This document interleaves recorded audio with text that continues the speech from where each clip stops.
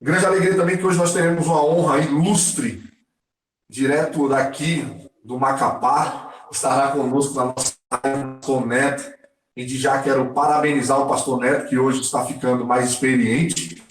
Pastor Neto, parabéns, não parabéns para o Pastor Neto. Parabéns, Pastor Neto! Quer cantar, pai? Nós teremos os parabéns.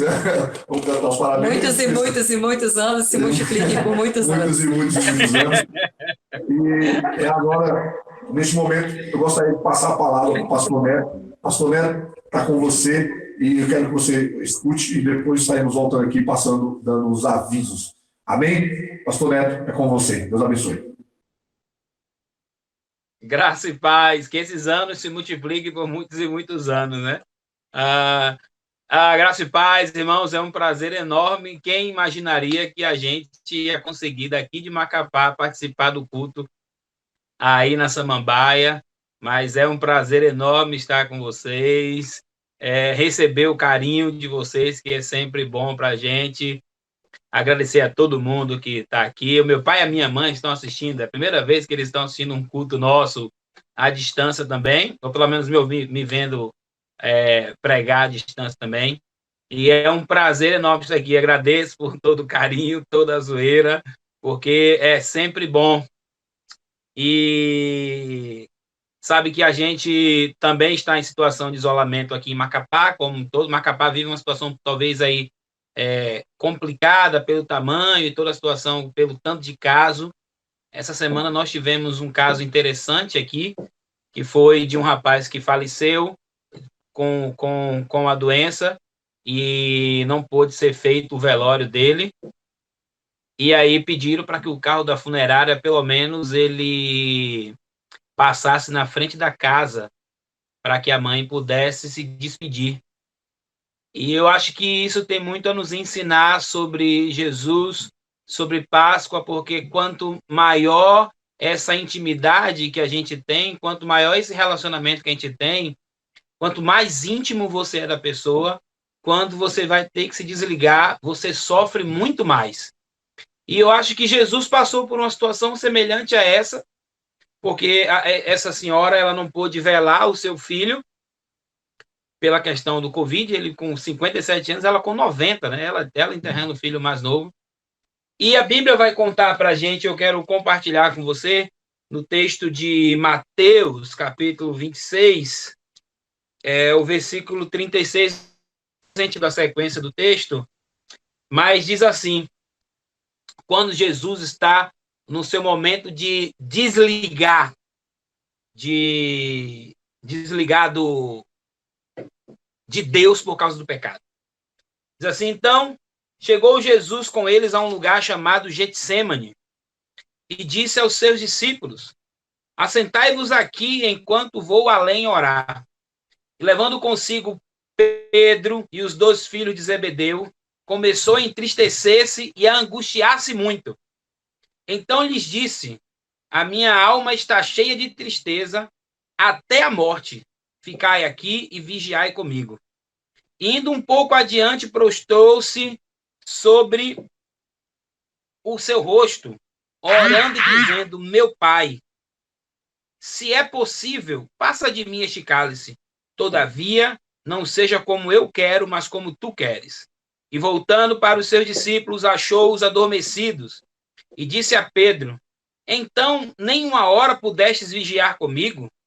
Vigiai e orai, para que não entreis em tentação. Na verdade, o espírito está pronto, mas a carne é fraca. E indo segunda vez, orou, dizendo, meu pai, se este cálice não pode passar de mim, sem eu o beber, faça-se a tua vontade. E voltando, achou-se outra vez adormecidos, porque os seus olhos estavam carregados. E deixando-os de novo, foi orar pela terceira vez, dizendo as mesmas palavras. Então, chegou junto dos seus discípulos e disse, dormi agora e repousai. Eis que é chegada a hora e o Filho do Homem será entregue na mão dos pecadores. Levantai-vos, partamos, e eis que é chegado o que me trai. O o Getsemane é a entrada da nossa Páscoa. Jesus está diante da situação mais difícil e complexa. E, como eu falei no início, quanto mais antiga a relação que a gente tem, esse desligar é muito difícil. E o Getsemane era a introdução na morte de Jesus, só que a morte de Jesus não era uma morte normal, porque Jesus estaria perdendo a comunhão com o Pai por causa do nosso pecado. A Páscoa, que é essa passagem que a gente sai de uma velha vida para uma nova vida, para uma vida em Jesus, para recebermos da graça de Deus. Mas é na Páscoa onde Jesus realiza na Páscoa onde Jesus realiza a sua obra por nós. Na verdade, a Páscoa acontece no domingo, mas nesse processo de morte e ressurreição, Jesus faz a sua obra por nós. Uma obra que a gente chama de obra passiva, onde Jesus sofre pelo nosso pecado, onde Jesus sofre por tudo aquilo que nós fizemos, porque éramos nós que deveríamos estar ali, e Jesus começa a sofrer por cada um dos nossos pecados. E por saber que aquilo aconteceria a ele, aquilo começa a pesar sobre Jesus. E Jesus ele chega ao Getsemane numa situação angustiante. O verso 37 diz assim: e levando consigo Pedro e os 2 filhos de Zebedeu, começou a entristecer-se, a angustiar-se. E essa tristeza, essa angústia, não é uma tristeza simples, mas o original vai dizer que Jesus se movia, as suas entranhas se moviam, de forma que Jesus sofria constantemente por saber o que ia passar. A Bíblia diz que ele começa a suar sangue, e aí ainda há, de alguma forma, até alguns estudiosos que dizem que os vasos podem se partir e o sangue sair com suor. Outros dizem também de que ele suava tanto como se fosse veias partidas vazando sangue, mas tudo era o sofrimento que Jesus estava passando por saber daquilo que aconteceria a ele em um dia, que o Getsemane é antes do Calvário. Então ele já sabia do que iria acontecer a ele, e Jesus começa a sofrer por mim, por saber de que, por pagar pelo meu pecado, a sua obra passiva faria com que ele fosse desligado do Pai. E eles estavam ligados durante toda a eternidade, e agora eles estariam desligados porque Jesus estaria pagando pelo meu pecado. Também é uma obra ativa de Jesus, porque Jesus vive uma vida de amor, vive uma vida de fidelidade, vida essa que nós deveríamos viver. Mas no Calvário, Jesus, durante a sua vida, Jesus vive de uma forma para que essa obra que ele viva possa nos dar direito às bênçãos de Deus. É por isso que nós, quando oramos, nós oramos em nome de Jesus. E às vezes a gente até se perde no sentido do em nome de Jesus, por uma cultura muito mística, por estarmos envolvidos com muitas coisas místicas no nosso dia a dia, e a gente usa o em nome de Jesus como se fosse uma palavra de um abracadabra, uma palavra que vai resolver. E o em nome de Jesus é que nós estamos pedindo: Senhor, eu estou te pedindo isso não por causa de mim, não por causa das minhas obras de justiça, mas por Jesus, é no nome dele, porque ele viveu a sua vida em amor, ele viveu a sua vida em fidelidade, ele viveu a sua vida da forma que tem que viver, para que eu pudesse ser abençoado, para que eu pudesse receber as suas bênçãos. Então, a obra passiva de Jesus é ele pagando pelo meu pecado, e a obra ativa de Jesus é ele vivendo como eu. Então, eu não, por causa de Jesus, eu não precisei pagar pelo meu pecado, porque ele pagou o preço do pecado que eu cometi, e por causa da vida de Jesus, que se coloca como um substituto em meu lugar, eu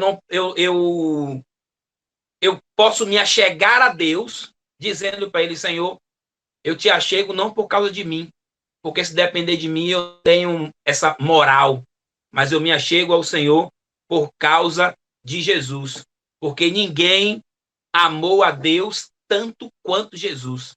Apenas Jesus conseguiu fazer aquilo que Deus fez. Ele recebe toda a punição do pecado que era merecida a mim. Tudo aquilo que eu deveria receber, Jesus faz isso por mim. E nós, por Jesus, recebemos o prêmio de Deus, que é a salvação.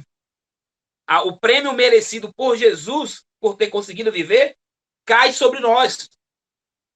E Jesus começa a ver tudo aquilo, a viver tudo aquilo, e ele vai conseguindo viver, e essa vitória que Jesus tem na cruz, pela sua vida e por tudo aquilo que ele passava no Getsemane, gera sobre nós graça sobre graça. Por isso que nós não nos achegamos a Deus com um ar de soberba, dizendo, olha, nós conseguimos, fui eu que consegui. Nós chegamos lá humildes, na certeza de que conseguimos por causa de Jesus. E Jesus, diante do Getsemane, orando, chorando, desesperado e falando com Deus, Senhor, se possível, passa de mim esse cálice. Ele se vê diante de um dilema, porque o dilema diz o seguinte, ou você perece, ou eles perecem. O que Jesus tinha que decidir ali naquele momento é que ele tinha que decidir, ou ele perecia na cruz e a gente era livre, ou ele decidia não perecer na cruz e a gente ia ter que perecer. E Jesus decide perecer na cruz por causa de mim. E por muitas vezes nós não conseguimos dar valor àquilo que Deus estava fazendo por nós. Não era só uma morte normal de Jesus. E Jesus tinha ciência disso. Jesus tinha ciência de que ele não iria somente morrer como todos nós estávamos morrendo. Jesus tinha ciência também de que a comunhão dele com o Pai seria desfeita. Jesus tinha certeza de que quando ele aceitasse sobre ele a maldição do meu pecado, a comunhão dele com o Pai seria desfeita. E na cruz, Jesus ainda grita, Deus meu, por que me desamparaste? Jesus começa a ter a sensação, Senhor, como é ruim estar afastado do Senhor. Como é ruim estar distante do Senhor. E aquilo que ele previa lá no Getsemane. Então, o início da Páscoa, desse momento de ressurreição de Jesus, e esse momento de estar diante da cruz, gera em Jesus um monte de pensamentos e sentimentos muito difíceis. Escolhas muito difíceis que tinha que fazer.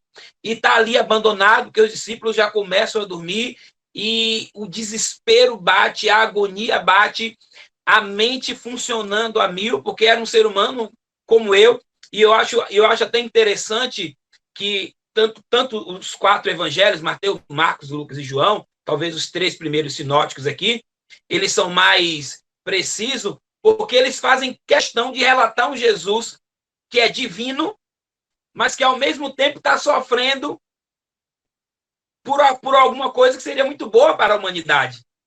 E se nós formos olhar todos os outros mártires da fé, eles sempre foram colocados como heróis. Estevão, quando está lá adiante, e aí a gente vai ter Paulo, vai ter Pedro pedindo para ser morto de cabeça para baixo.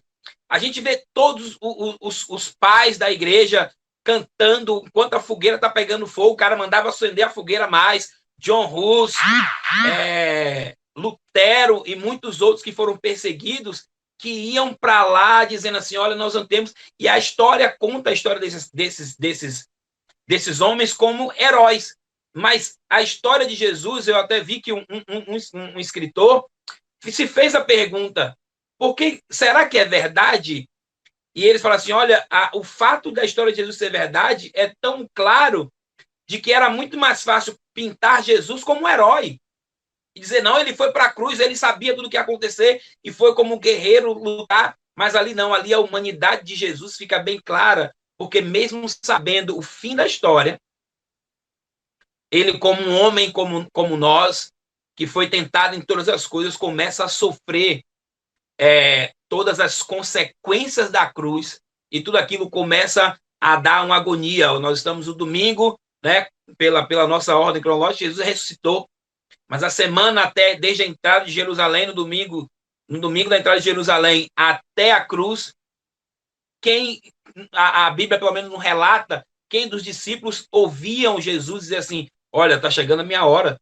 Eu acho interessante que Jesus falava constantemente com eles, eu vou morrer, eu vou ressuscitar, vou destruir o templo em 3 dias, e as coisas vão mudar. Mas eles, quando estão diante do túmulo, Maria Madalena é a primeira a perguntar, onde vocês levaram o corpo do meu mestre? Quando os discípulos chegam, falam assim, roubaram, o Pedro entra, encontra o lençol dobrado e fica meio atribulado, porque a verdade ainda não tinha entrado, talvez de alguma forma, no coração deles, que eles ainda não acreditavam. 21, João escreve que alguns voltaram a pescar, porque perdeu-se o sentido, mesmo depois da ressurreição de Jesus. Então, Jesus passa por todo esse momento de tribulação, e eu acho que a pergunta que fica para nós, para que a gente pense, é como é que nos ajuda? Como é que nos ajuda a gente ver Jesus sofrer algo que nós nunca experimentamos?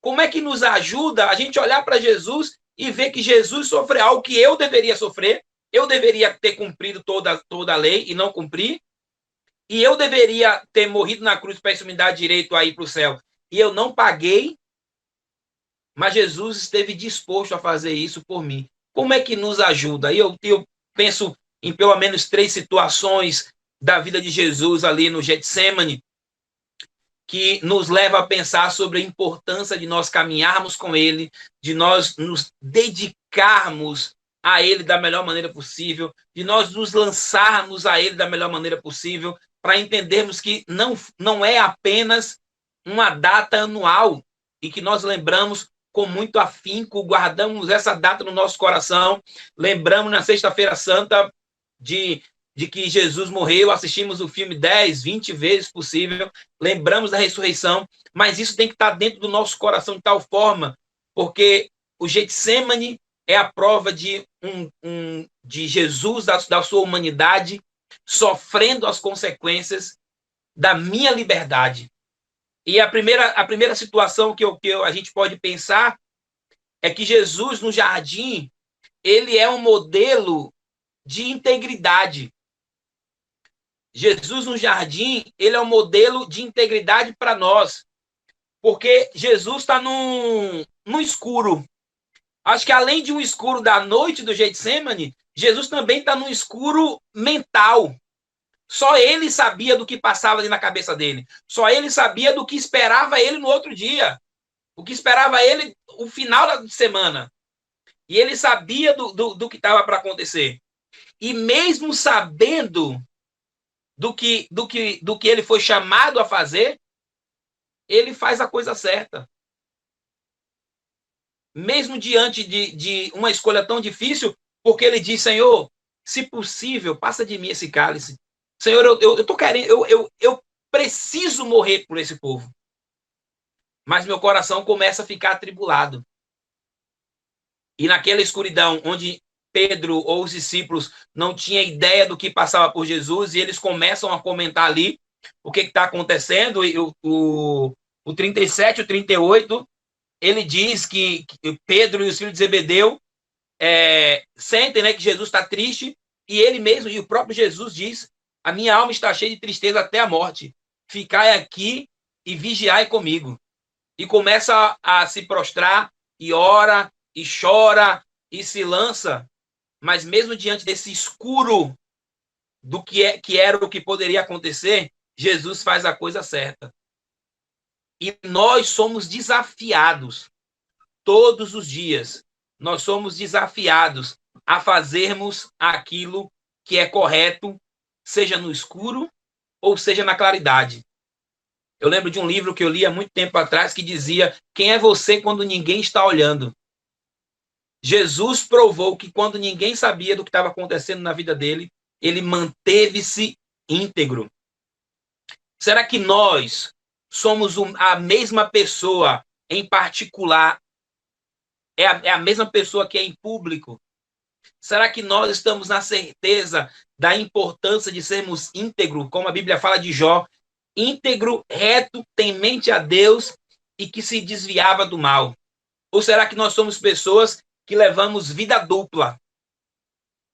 Semana eu vi uma entrevista com um pastor e alguém perguntou para ele assim: pastor, o senhor daria a outra face? E ele responde assim: às vezes eu escondo as duas. E aí o entrevistador pergunta para ele assim: mas agora você está mostrando a sua de verdade ou está mostrando a outra? Quantas vezes nós nos vendemos a essa ideia e tentamos fugir viver na claridade aquilo que nós não somos no escuro? E Jesus, em meio ao seu escuro, ele decide fazer o que é certo. E o certo era se lançar pela minha vida, se lançar pela sua vida, mesmo que talvez, e aí a gente pode ir para um debate teológico, mas a gente pode pensar de que Jesus poderia dizer assim: olha, não quero, não dou conta, não vai, entendeu? Comigo, eles vão perecer, porque eu não vou enfrentar essa bronca aí, não, por ninguém não. Vai que esse povo amanhã não vai valorizar a minha vida. Mas Jesus sabia o que tinha que fazer. E decidiu fazer aquilo que ele sabia que tinha que fazer. É por isso que Tiago diz que aquele que sabe que deve fazer e não faz, é esse que está pecando. É aquele que voluntariamente decide não fazer o que tem que fazer. Então Jesus é esse exemplo de integridade para nós, de alguém que no escuro, onde ninguém sabia, decide fazer o que tem que ser feito. Não importa se A ou B vai ver ou não vai ver, eu vou manter-me íntegro. A segunda situação importante é que Jesus não é apenas um modelo de integridade. Jesus também é um modelo de oração. E eu acho que aí o sentido de oração é importante, porque Jesus não tem vergonha de Deus. Não sei se você já fez isso, mas a gente chegar para Deus e fazer uma carinha triste: ô Senhor, tenha piedade, mas por dentro você mesmo sabe que você não está daquele jeito. Mas a gente tenta dar um nó em Deus, tentando enganar Deus através de expressões sentimentais. E Jesus, mesmo tendo todos os sentimentos terríveis que passava por ele, mesmo tendo diante dele todas as dificuldades que pudesse ter ali, ele decide fazer o que Deus quer. Mas em momento algum, ele esconde de Deus aquilo que ele está sentindo. Com os sentimentos terríveis dele, tudo aquilo que ele sabia que ia fazer, ele era absolutamente submisso à vontade de Deus. Mas ele também é honesto na relação dele com Deus. Jesus não veste uma máscara de piedade para fingir ser aquilo que ele não é. No Getsemane, Jesus se lança para Deus. No Getsemane, Jesus diz para Deus: Senhor, eu não quero passar por isso. Eu não estou pronto a passar por isso. Isso está me deixando atribulado. Quantas vezes nós ficamos reprimidos de falarmos para Deus aquilo que nós estamos sentindo? E é por isso que algumas vezes, talvez aí a gente pense que Jesus tinha uma certeza. E essa certeza precisa estar em nós. É de que a oração, ela não muda a Deus, a oração muda a mim. E Jesus tinha certeza disso. Jesus tinha certeza de que a oração dele com Deus não era para mudar Deus da vontade dele. Ele queria dizer: Senhor, se possível, afaste de mim esse cálice, mas que não seja do meu jeito, mas seja do seu jeito. Me ajude a ser moldado de tal forma que a sua vontade esteja em mim. Está sendo difícil passar por isso. Quantas vezes eu confesso que eu cheguei para Deus e falei: Senhor, eu não quero falar nada. Na verdade, eu estou sentado aqui para falar com o Senhor e nem quero falar. Então, se o Senhor quiser falar comigo, fale. Eu acho que Deus senta do meu lado e diz assim: rapaz, você está perturbado? O que está acontecendo com você?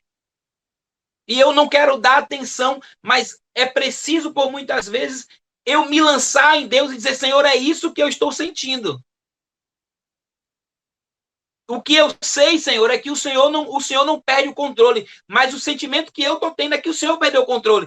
Eu vou rasgar o meu coração para Deus. É isso que Jesus diz. Ele não reprime aquilo que ele sente. Ele não veste uma máscara de piedade para fingir alguma coisa para Deus. A relação dele com Deus é uma relação tão sincera que ele não precisa tentar dizer para Deus alguma coisa de que Deus não saiba. E ele chega para Deus e diz assim, Senhor, eu sei que quando eu oro ao Senhor, eu oro para que o Senhor me mude e não que o Senhor mude. Porque o Senhor sabe o que é melhor para mim. Deus sabe o que é melhor para minha vida.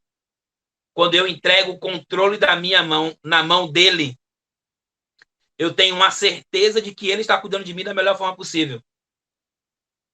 Paulo escreve isso em Romanos. Os sofrimentos do tempo presente não podem ser comparados àquilo que vai acontecer. Não importa o que eu estou sentindo aqui. O que Deus tem preparado é muito maior. E Deus quer me ensinar alguma coisa. Romanos 8, 28 diz que todas as coisas contribuem para o bem daqueles que amam a Deus, a saber os que são chamados segundo o seu propósito. E o 29 diz que o propósito que está falando no 28 é que nós sejamos feitos à imagem e semelhança de Jesus. As circunstâncias do dia a dia, Deus está aproveitando as circunstâncias do dia a dia para me fazer mais parecido com Jesus. E quando eu digo, Senhor, se possível, me livre da situação, eu não quero passar por isso, mas que seja feita a tua vontade. Santifica o teu nome. Santifica o teu nome. O mais importante na situação vai ser sempre o Senhor. É por isso que eu não devo reprimir os meus sentimentos e nem posso ser governado por eles. Na oração, eu preciso rasgar o meu coração para Deus. E a gente vai lembrar de Ana lá gritando, chorando, achavam que ela estava bêbada, mas ela queria dizer para Deus aquilo que ela estava sentindo. E a minha relação com Deus não é relação de medo. Deus é bom demais. Não há medo na relação de que eu vou dizer alguma coisa para Deus e Deus vai ficar triste comigo, de que eu vou dizer alguma coisa para Deus e Deus não vai gostar e por isso vai me maltratar. Deus não sou eu. Deus não é o homem.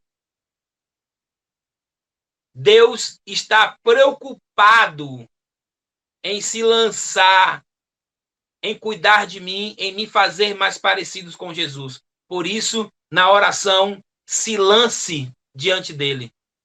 Porque foi isso que Jesus fez lá no Getsemane que eu deveria fazer.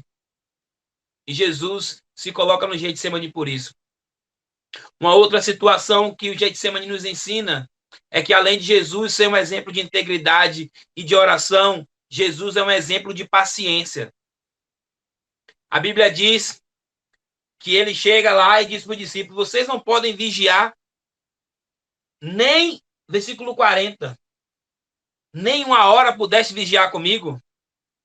Jesus era um homem sob pressão naquele momento e pedia apenas um apoio.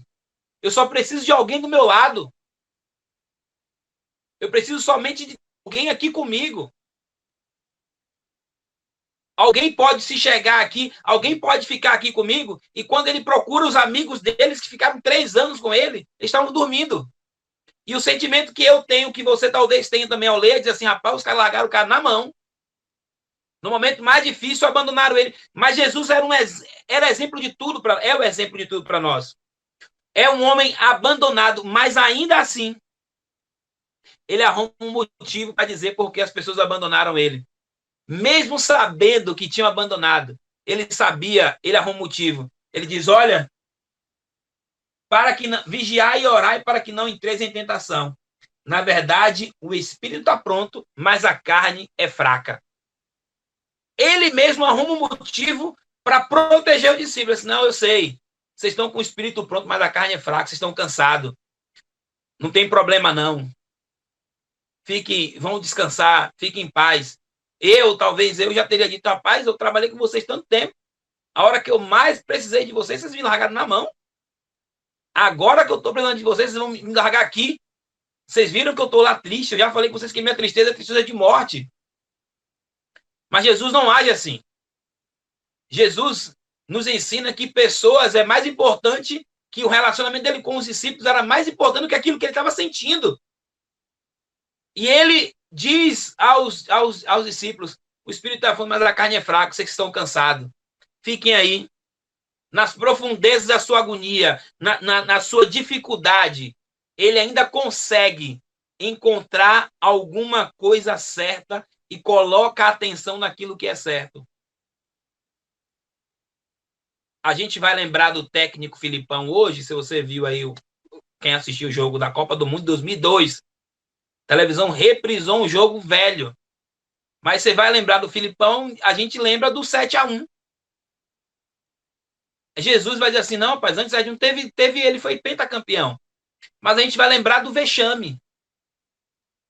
E Jesus, com os discípulos, ele olha e diz assim, olha, negligência, foram dormir, sabiam que eu estava mal, poderia arrumar todo... A gente pode olhar o texto e procurar um monte de defeito nos discípulos. E Jesus vai lá e diz assim, não, mas é porque vocês estão cansados. Sabia valorizar as pessoas, sabia procurar coisas boas, mesmo em situações difíceis, mesmo em toda a sua agonia. E aí a gente começa a pensar de que toda a agonia do Getsemane, toda a situação do Getsemane faz Jesus de um servo obediente, o nosso substituto. Um exemplo de integridade, um exemplo de oração e um exemplo de paciência. E Jesus, e aí a gente pensa que ele não veio para servir apenas de modelo para nós. Apesar de termos esse modelo, mas ele veio para ser um salvador nosso. Ele não veio apenas para que a gente olhe assim, olha, tá vendo, eu tenho que fazer como ele fez. Ele veio para nos salvar, porque éramos nós. No Getsemane, Jesus fazia tudo o que eu deveria estar fazendo. Não como exemplo, mas como um substituto. Era eu que deveria estar ali. Era eu que deveria estar na agonia de sofrer pelo meu pecado, a agonia de não ter conseguido fazer tudo como deveria ser feito, a agonia de não ter conseguido vencer. Mas Jesus está ali para me substituir. Aquela cruz era minha. E ele é o nosso, e ele foi o nosso substituto. Se colocou em meu lugar. Se colocou no lugar onde eu deveria. Não apenas para dizer para mim como eu tinha que viver, mas para me dar o poder para conseguir viver como ele viveu. Para que quando eu me achegue diante de Deus, eu não diga, eu estou aqui, Senhor, eu estou aqui por causa das minhas obras de justiça, eu estou aqui porque eu faço do jeito que o Senhor quer. Não. Quando nós nos achegamos a Deus, nós nos achegamos e dizemos, Senhor, eu estou aqui por causa de Jesus. É o favor dele, é graça sobre graça. É o favor dele na minha vida. Era ele na cruz fazendo por mim aquilo que eu não pude fazer. É por isso que ninguém pode chegar no peito, chegar diante de Deus e bater no peito e dizer assim, eu estou aqui porque eu faço tudo aquilo que o Senhor quer.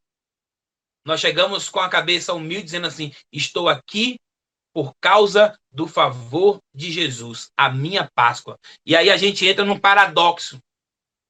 Porque se nós vimos Jesus apenas como se nós olharmos para Jesus como um modelo e não como um substituto, a gente vai começar a querer somente fazer. E aí a gente vai achar que a nossa capacidade de fazer do jeito dele é que nos dá direito a alguma coisa. É por isso que nós devemos olhar Jesus como um substituto. Alguém que já me deu livre acesso. Alguém que já me levou. Ele não é apenas um modelo a ser seguido. Ele foi quem eu deveria ser. Ele é a minha Páscoa. Ele viveu de acordo como eu deveria viver para me dar uma nova vida. Ele me amou primeiro.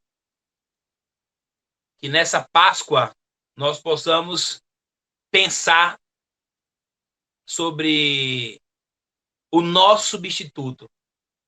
A cruz éramos nós, que deveríamos ter carregado, que deveríamos ter levado.